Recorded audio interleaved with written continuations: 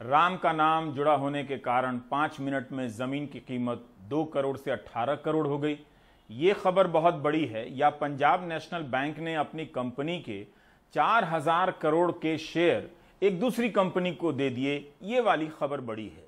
या तीसरी खबर इन दोनों से भी बड़ी है कि भारतीय बैंकों को 5000 करोड़ से अधिक का चूना लगाकर भारत से भाग गए बड़ोदरा के कारोबारी संदेरसा ने तेल कंपनी बनाकर भारत की सरकारी कंपनियों को 5000 करोड़ का कच्चा तेल एक दूसरी कंपनी के जरिए बेच दिया।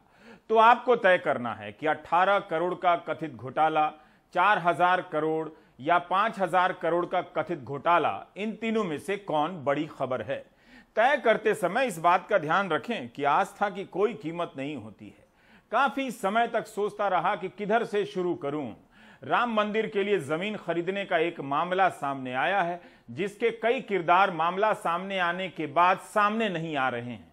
अगर कुछ गड़बड़ नहीं है तो सौदे में शामिल कई किरदार मीडिया के सामने क्यों नहीं आ रहे। जिस मंदिर का भूमि पूजन सबके सामने हुआ, एक एक बात पूरे देश को बताई गई, उस मंदिर के लिए जमीन के मामले से जुड़े ये किरदार पर्दे के पीछे क्यों छिपे रहे।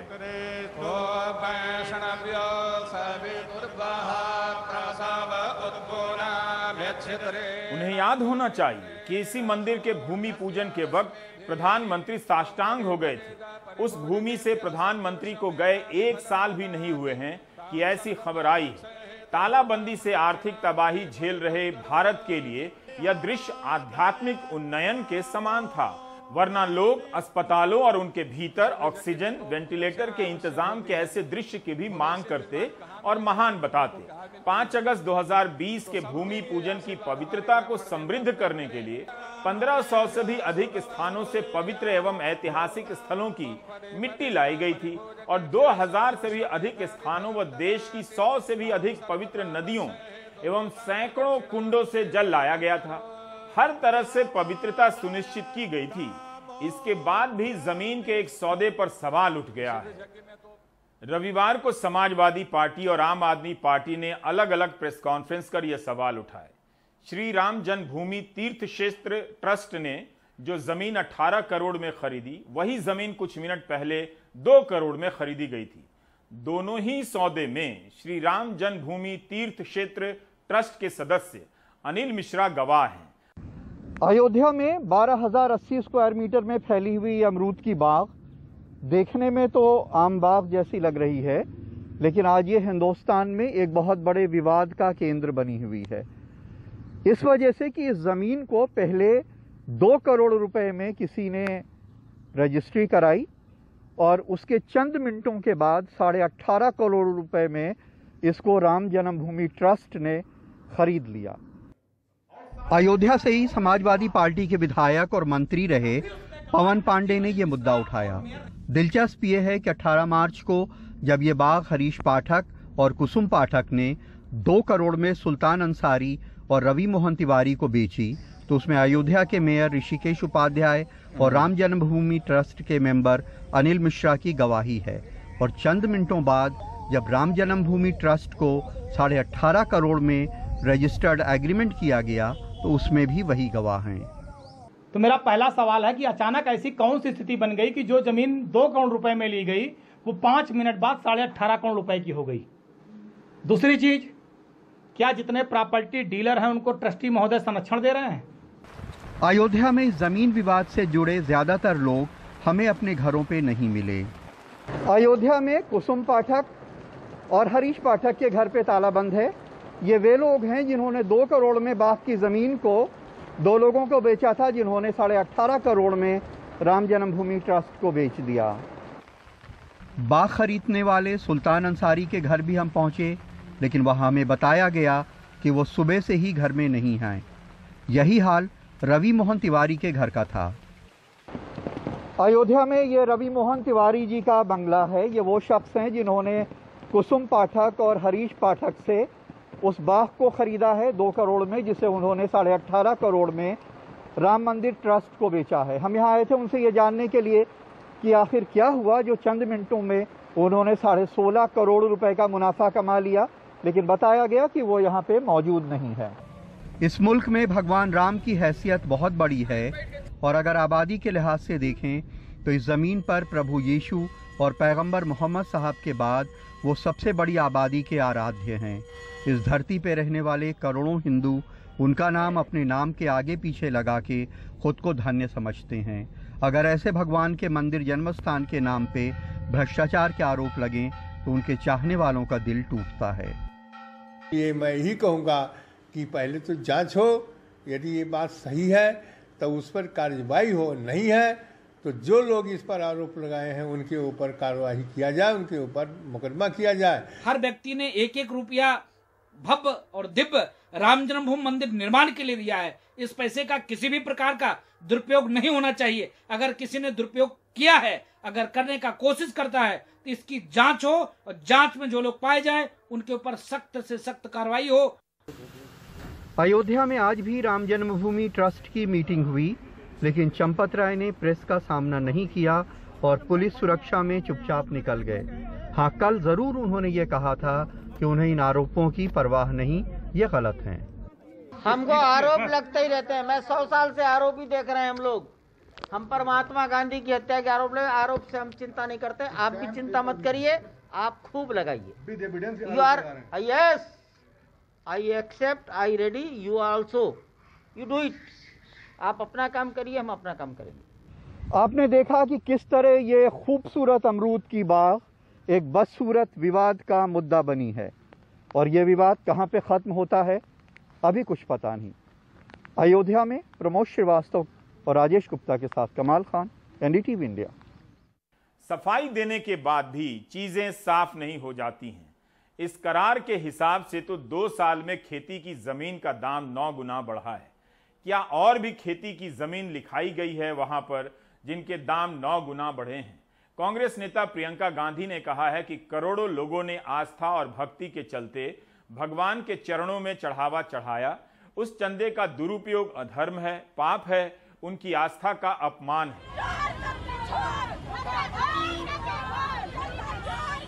जमीन सौदे के कागजात बाहर आने के बाद कांग्रेस के कार्यकर्ता लखनऊ में मुख्यमंत्री आवास के बाहर प्रदर्शन करने पहुंच गए। चंदा चोर, गद्दी छोड़ के नारे लगाने लगे। बाद में पुलिस ने उन्हें हटा दिया।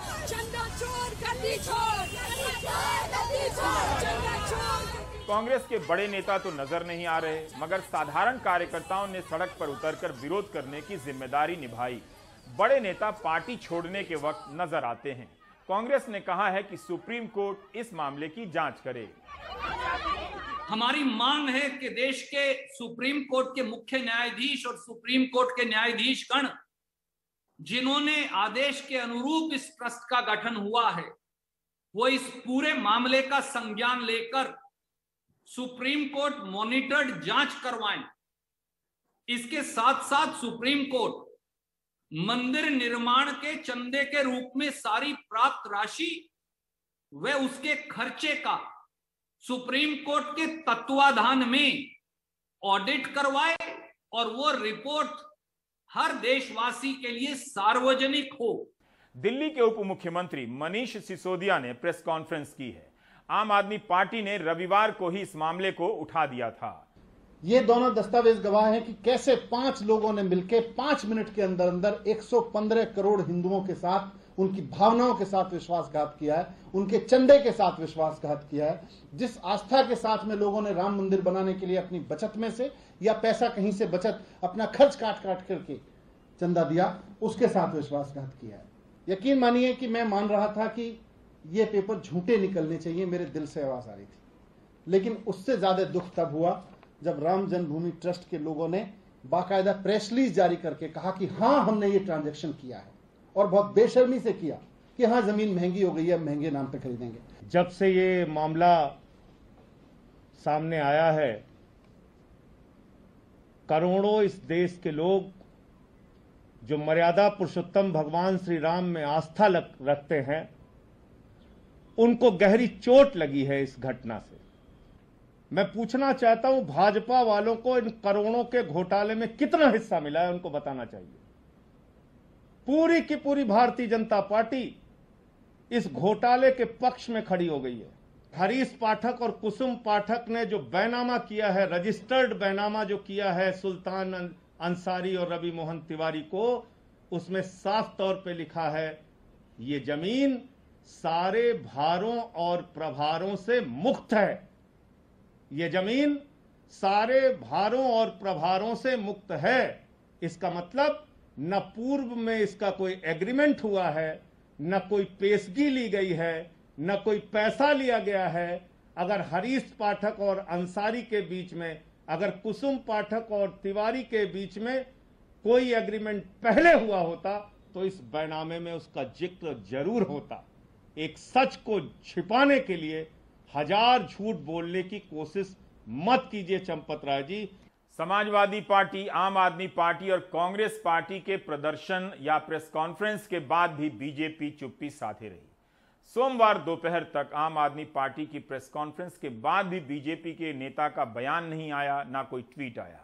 बीजेपी नेता और अयोध्या के मेयर ऋषिकेश उपाध्याय क्यों दोपहर तक गायब रहे, समझ नहीं आ रहा। अयोध्या में बड़ी मात्रा में जमीन की खरीद बिक्री हो रही है, अधिग्रहण हो रहा है।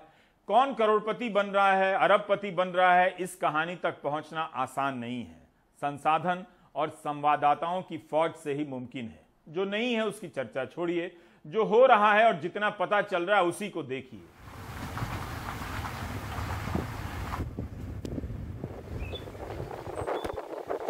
यह रास्ता फैजाबाद से सटा हुआ धर्मपुर शहादत गांव की तरफ जा रहा है।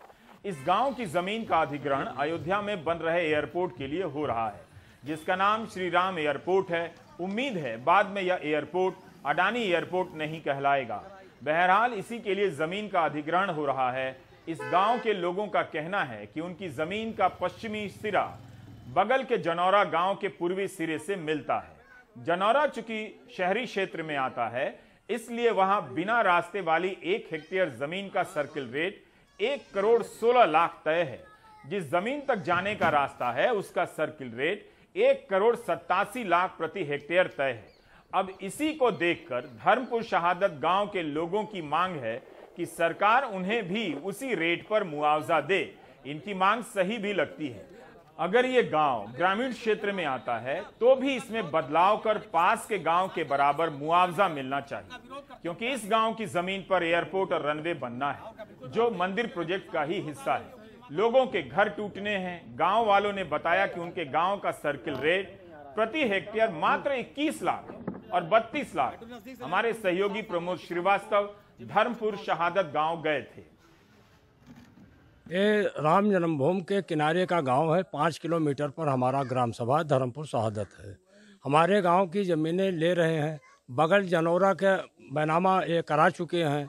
वहाँ जो है 75,80,000 रुपये इन्होंने बैनामा दे के पैसा दे दिया है, और हम वहीं से सटा हुआ 0 मेढ़ लगा हुआ है, वहीं से हमारे गांव को 8,40,000 रुपये दे रहे हैं।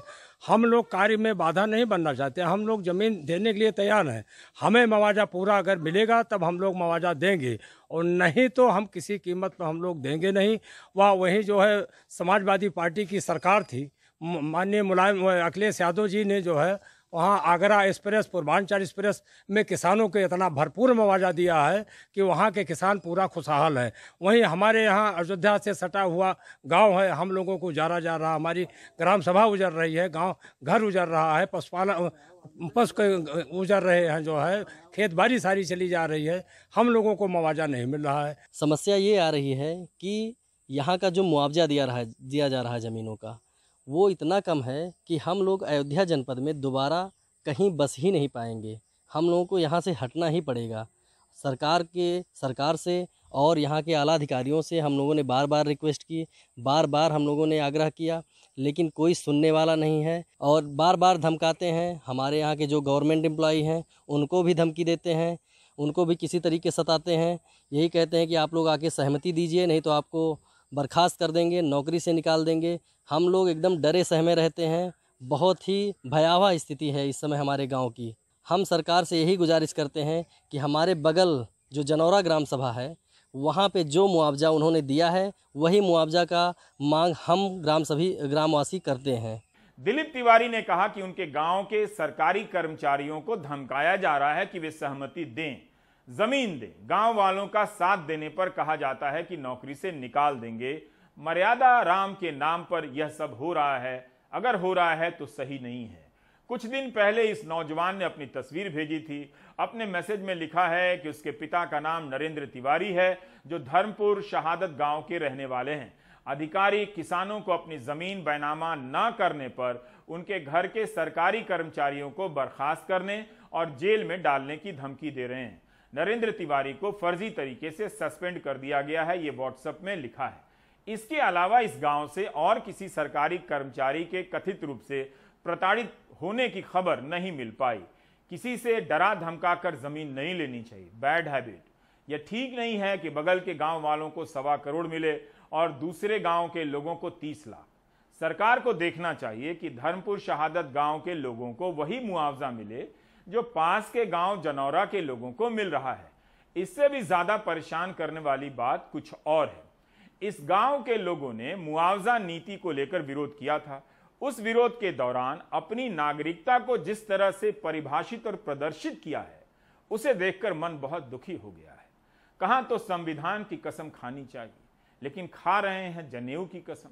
यह वीडियो अपने आप में रिसर्च का एक महत्वपूर्ण टेक्स्ट है, मटेरियल है, जो बताता है कि हमने इतने सालों में संवैधानिक अधिकारों को लेकर आधी अधूरी समझ बनाई है। अगर यही लोग ब्राह्मण ना होते, परशुराम के वंशज ना होते, तो फिर अपने प्रदर्शन के दौरान किसकी शपथ उठाते?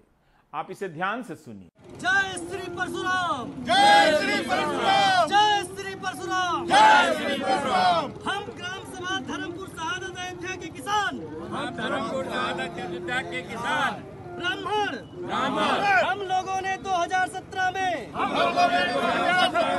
भारतीय जनता पार्टी को वोट देकर भारतीय जनता पार्टी की सरकार बनवाई।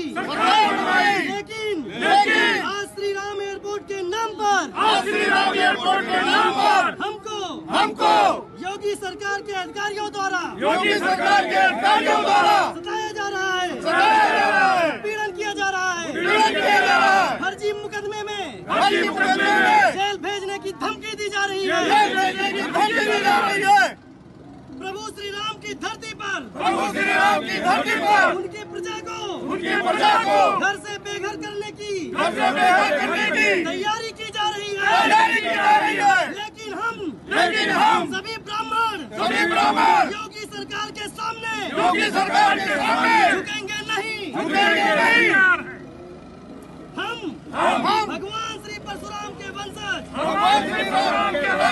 जनेऊ की कसम खाते हैं। जो गलती हमने 2017 में भाजपा को वोट देकर की है, वह दोबारा नहीं करेंगे।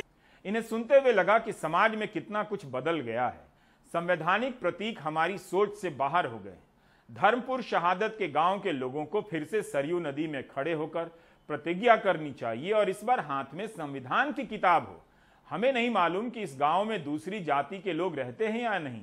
अगर रहते हैं तो तब आप और बेहतर तरीके से समझ पाएंगे कि इस शपथ में क्या दिक्कत है। संविधान की शपथ लेते तो उसमें सब शामिल नजर आते। फिर भी आपको इस बात की शिकायत नहीं होनी चाहिए कि हमने 5000 करोड़ के कथित घोटाले के सामने 18 करोड़ के कथित हेर फेर को कम महत्व दी है। अब आते हैं कम महत्व के कुछ बड़े घोटालों पर। ऐसी खबरें घोटालों की दुनिया में एक ईंट के समान है, जो कब इधर से उधर कर दी जाती हैं पता नहीं चलता है। मैं समझता हूं कि लोग सदमे में हैं, लेकिन क्यों सदमे में हैं ये नहीं समझ पा रहा हूं। 18 करोड़ रुपए की बात अगर आहत टाइप कुछ कर रही है तो एक सरकारी बैंक के 4000 करोड़ के शेयर एक कंपनी को ट्रांसफर कर देने से कोई आहत क्यों नहीं होता है, यही समझने में अपना टाइम बर्बाद कर रहा हूं। ये Punjab national bank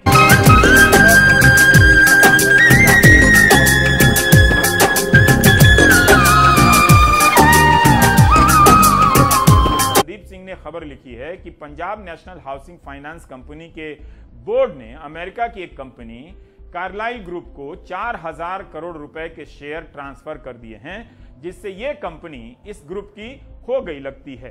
Punjab national bank की हिस्सेदारी 26% से भी कम हो गई है। यह खेल कैसे हुआ? Punjab national housing finance company को चलाने के लिए एक बोर्ड है। इस बोर्ड के 12 सदस्य हैं। 12 में से 7 सदस्यों का संबंध कैरलाइल ग्रुप से परोक्ष या अप्रत्यक्ष रूप से रहा है।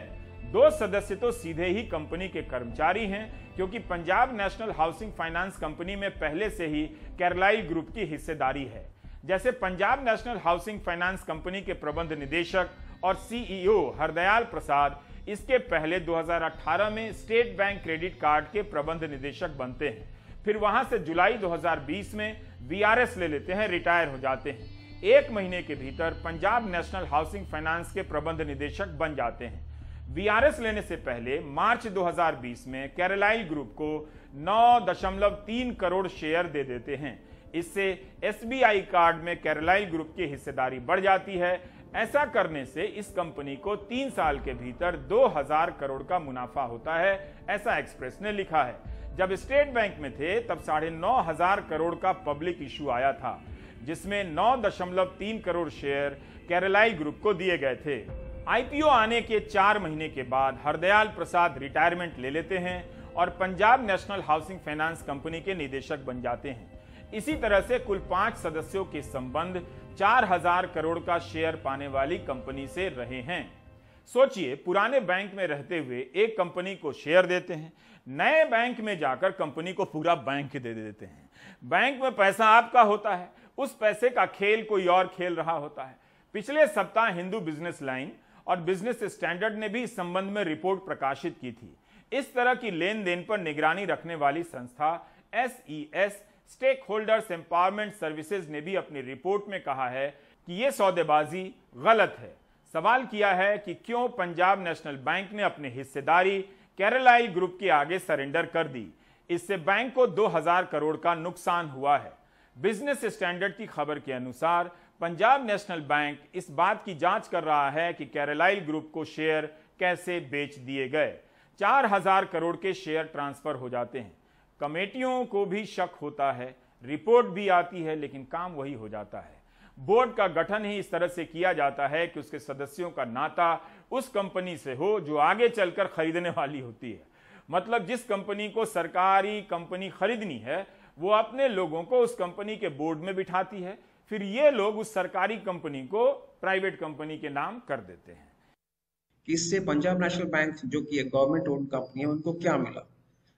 कभी भी ऐसा जब भी बड़ा ट्रांजैक्शन होता है, जब एक कंपनी किसी और कंपनी को बेची जाती है, तो जो शेयर होल्डर जो बेच रहा है, विच ओन्स अ मेजॉरिटी, उसको एक कंट्रोल प्रीमियम मिलता है, जो मार्केट में जो रेट है उससे काफी एक्स्ट्रा पैसा मिलता है।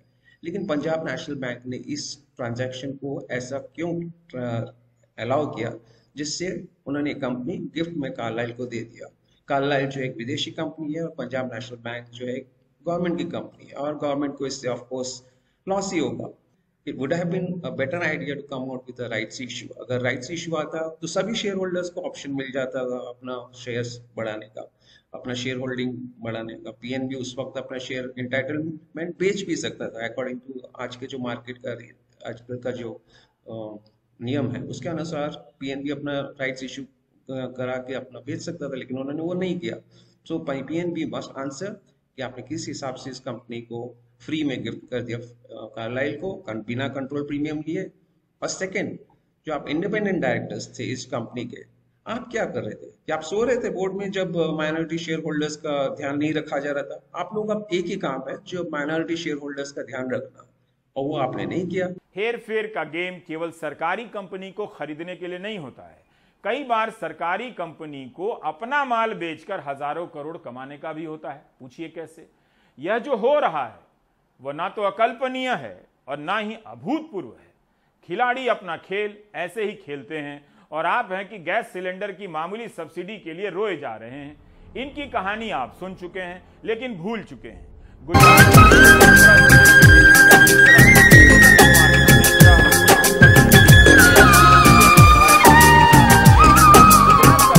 परिवार एक दिन भारत से लापता हो गया। मार्च 2019 की बात है। भारत के कई बैंकों का 5127 करोड़ रुपया लेकर भाग गए। इस परिवार ने अल्बानिया में जाकर निवेश किया, नाइजीरिया की नागरिकता ली। डिवायर में इनकी खुशहाली पर लंबी रिपोर्ट छपी है, ठीक से समझने के लिए वहां जाकर पढ़ें। आपको जानकर खुशी होगी कि बड़ोदरा का यह भगोड़ा कई तरह के धंधे कर रहा है। बहुत सारी कंपनियां हैं, 50,000 करोड़ से अधिक का कारोबार है, चाय का व्यापार है, जेलेटिन बनाते हैं जिसका इस्तेमाल भारत की दवा कंपनियां करती हैं। यही नहीं, नाइजीरिया में इसने एक तेल कंपनी बनाई जिससे भारत की सरकारी कंपनियों ने 5,000 करोड़ का कच्चा तेल खरीदा है। संदेसरा की कंपनी ने लंदन की कंपनी ग्लेनकोर को कच्चा तेल बेचा और फिर उस कंपनी से भारतीय कंपनियों ने कच्चा तेल खरीदा। नाइजीरिया से तेल का आयात भी अगर आप देखें उस तरह से तो 59% बढ़ गया है। बाकी वायर की रिपोर्ट में विस्तार से समझने के लिए जरूर पढ़ें। आपकी नौकरी गई है, आप होम लोन की ईएमआई को लेकर कितने परेशान हैं, छोटी छोटी बातों को लेकर। लेकिन इन लोगों को कोई परेशानी नहीं, जो नहीं भागे हैं उनका भी ख्याल रखा जा रहा है। ऐसा कतई जरूरी नहीं है कि बैंकों का हजारों करोड़ का लोन लेकर भारत से आप भागे हैं। जो नहीं भागते हैं उनके लिए बैंक ही दूसरे तरीके से लूट की भरपाई कर देते हैं। इसे कानूनी शब्दों में लूटना नहीं कहते हैं। तो आप शब्दों का इस्तेमाल सोच समझकर करें। भारतीय बैंकों ने 2021 के वित्त वर्ष में 1,53,000 करोड़ का लोन बट्टे खाते में डाल दिया है, जिसे अंग्रेजी में राइट ऑफ कहते हैं। यह राशि पिछले वित्त वर्ष से 6% ज्यादा है। बिजनेस की खबरें करने वाली वेबसाइट मनी कंट्रोल का मानना है कि वित्त वर्ष 2020 में 1,45,000 करोड़ रुपए का लोन राइट ऑफ किया गया। इस कारण बैंकों का नॉन परफॉर्मिंग एसेट्स यानी एनपीए काफी बढ़ गया। आपके स्क्रीन पर अब आगे आने वाला वो दृश्य है जो मीडिया में अदृश्य है। पार्टी छोड़कर जाने वाले नेताओं और कार्यकर्ताओं को हमेशा सुखी माना जाता है कि यहां दुखी थे, अब वहां सुखी होने जा रहे हैं। लेकिन यहां क्या हो रहा है? बंगाल के बीरभूम में तृणमूल दफ्तर के बाहर बीजेपी में गए कार्यकर्ता नारे लगा रहे हैं कि वापस तृणमूल में लिया जाए। कह रहे हैं कि बीजेपी में जाना भूल थी। कहीं ये भय से तो नहीं कह रहे हैं, ईडी से जांच करानी चाहिए। भय का एंगल है तो बिल्कुल गलत है। अगर खुद से तृणमूल में आना चाहते हैं तो ये भी गलत है। इन्हें पता नहीं कि ये लोग पार्टी छोड़कर दूसरी पार्टी में जाने वालों का मार्केट खराब कर रहे हैं। जितिन प्रसाद कांग्रेस से बीजेपी में गए तो कितना इंटरव्यू हुआ, लेकिन जब बीजेपी के राष्ट्रीय उपाध्यक्ष मुकुल रॉय बीजेपी छोड़कर वापस तृणमूल गए तो कहीं कोई एक्सक्लूसिव इंटरव्यू आपने देखा? कवरेज तभी मिलेगा जब कोई बीजेपी में जाएगा। आया राम गया राम की राजनीति वाले इस देश में यह दृश्य बिल्कुल अद्भुत है। ये लोग समझ नहीं रहे हैं, प्रदर्शन करने वाले, कि जो लोग इनके साथ तृणमूल से बीजेपी में गए हैं वो वहां कितने अकेले हो जाएंगे। इन लोगों को बिल्कुल ऐसा नहीं करना चाहिए। अभी तक जब पेट्रोल के दाम का विरोध कांग्रेस कर रही थी तब बीजेपी कहती थी कि कांग्रेस अपनी सरकारों से कहे कि टैक्स घटा दे। बिहार में बीजेपी की सहयोगी जनता दल यूनाइटेड ने कहा है कि केंद्र सरकार पेट्रोल के दाम कम करे, लोग कष्ट में हैं। अब बीजेपी उनसे कहेगी कि आप टैक्स कम कीजिए। वैसे पेट्रोलियम मंत्री ने फरवरी में कहा था कि सर्दियों में दाम बढ़ जाते हैं। क्या कोई धर्मेंद्र प्रधान से पूछेगा कि इन दिनों भारत में गर्मी है या सर्दी है? अगर सर्दी नहीं है तो दाम क्यों बढ़ रहे हैं? इन दिनों में अंतर्राष्ट्रीय बाजार में पेट्रोलियम प्राइस की बढ़ने के कारण कंज्यूमर्स के ऊपर थोड़ा उसकी प्रभाव आई है। जैसे जैसे जाड़े की दिन आगे जाएगा, विंटर्स घटेगा, तब ये दाम थोड़ा धीरे धीरे घटेगा। कब तक उम्मीद है सर कम होने का? ये तो अंतर्राष्ट्रीय मामला है। अभी डिमांड ज्यादा होने के कारण थोड़ा प्राइस बढ़ी है। जाड़े में ऐसा होती है, थोड़ा घटेगा। मंत्री हैं तो कुछ भी बोल सकते हैं, जैसे no word no meaning, any word one meaning, one nation one anchor, one nation one tanker, one nation one banker, one nation one actor. काफी कुछ हो सकता है। वन नेशन वन डिक्टेशन तो सबसे बेस्ट होगा। डिक्टेशन से ही तो नेशन चल रहा है। आप बताइए गुजारा कैसा चल रहा है? चिराग पासवान खुद को प्रधानमंत्री मोदी का हनुमान कहते थे। लगता है उनकी संजीवनी उनके साथी ले भागे हैं। चिराग पासवान को ही हटाने की मांग करते हुए पार्टी के 6 सांसदों ने अलग गुट बना लिया। एलजेपी जबकि एनडीए में है, लेकिन उसके सांसद एनडीए के दूसरे घटक जेडीयू के नेता नीतीश कुमार की तारीफ कर रहे हैं। बिहार विधानसभा चुनाव के दौरान चिराग ने नीतीश कुमार को क्या क्या नहीं कहा। चिराग को अब बता देना चाहिए कि विधानसभा में नीतीश को भला बुरा किसके इशारे पर कह रहे थे। हो सकता है तब नीतीश कुमार की नजर किसी और पार्टी पर पड़े तोड़ने के लिए, बशर्ते उनकी पार्टी टूटने से बची रहे। लोक जनशक्ति पार्टी में अलग थलग कर दिए गए चिराग पासवान सोमवार दोपहर से पहले अपने चाचा और हाजीपुर से सांसद पशुपति कुमार पारस से मिलने उनके घर पहुंचे। करीब 2 घंटे इंतजार करते रहे, मुलाकात नहीं हुई। इससे पहले एलजेपी के बागी गुट के नेता पशुपति कुमार पारस ने प्रेस कॉन्फ्रेंस कर ऐलान किया कि पार्टी सांसदों ने चिराग पासवान से अलग होने का फैसला किया है। कोई शिकायत नहीं है। मैंने स्वयं आपको कहा कि मैं पार्टी तोड़ा नहीं हूँ। पार्टी ओरिजिनल पार्टी लोक जनशक्ति पार्टी है, इसकी पार्टी रहेगी, उसमें चिराग पासवान जी आ रहे हैं। ये सारा खेल वैसे रविवार को ही पूरा हो चुका था, जब पार्टी के 5 सांसदों ने लोकसभा अध्यक्ष ओम बिरला से मिलकर चिराग की जगह पशुपति कुमार पारस को नेता बनाने की मांग की। सांसदों का मानना है कि चिराग ने नीतीश को निशाने पर लेकर पार्टी का काफी नुकसान किया है। मेरे लिए तो मेन वजह वो हुआ, पारस जी जैसे एक्सपीरियंस्ड आदमी को बिहार प्रदेश अध्यक्ष से हटाना, वो भी एक गलत स्ट्रैटेजी रहा। जानकार मान रहे हैं कि इस टूट के पीछे जेडीयू का हाथ है। हालांकि जेडीयू इसे लोजपा का अंदरूनी मामला बता रही है। तो इसके पीछे जेडीयू का कोई हाथ नहीं है? नहीं, कोई हाथ नहीं। हम लोग एनडीए के साथ रह के चुनाव लड़ना चाहते हैं, बिहार में काम करना चाहते हैं। जिस प्रकार से एलजेपी के नेता श्री चिराग पासवान ने एनडीए को कमजोर करने का प्रयास किया, जिसके रहते एनडीए का भी संख्या बल कम हुआ और एलजेपी लगभग समाप्ति की तरफ चली गई, ये उससे उत्पन्न हुई निराशा है, कुंठा है और गुस्सा है। वैसे चिराग से अलग हुए गुट ने एनडीए के प्रति अपनी प्रतिबद्धता दिखाई है। केंद्र के मंत्रिमंडल विस्तार पर सबकी नजर है, लेकिन सवाल है, अगर जेडीयू इन बागी सांसदों के पीछे है तो बीजेपी चिराग को अहमियत देगी या बागी सांसदों को? बिहार विधानसभा चुनाव में नीतीश कुमार के खिलाफ आग उगलते चिराग पासवान को बीजेपी की सह हासिल है, ये बात सब मानते रहे। उधर बिहार में जेडीयू और बीजेपी के बीच अंदरूनी टकराव जारी है। अब ये देखना दिलचस्प हो सकता है कि लोक जनशक्ति पार्टी के टूट का बिहार के राजनीतिक समीकरण पर क्या असर पड़ता है।